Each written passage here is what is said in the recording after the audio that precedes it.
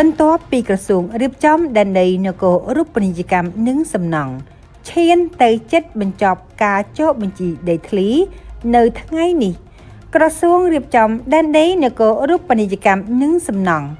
ក្រមការងារថ្នាក់ជាតិគណៈកម្មការសុរិយោដីទាំងថ្នាក់ជាតិនិងថ្នាក់ក្រោមជាតិនិងអាជ្ញាធរជាតិដោះស្រាយទំនាស់ដីធ្លីបានឯកភាពនិងសម្រេច1កំណត់ការដោះស្រាយបញ្ចប់ករណីទាមទារដីរដ្ឋពីបងប្អូនប្រជាពលរដ្ឋដែលបានតាំងទីនិងស្នាក់នៅលើទីតាំងដីរបស់រដ្ឋដោយត្រូវអនុវត្តតាមគោលការណ៍ណែនាំរបស់រាជរដ្ឋាភិបាល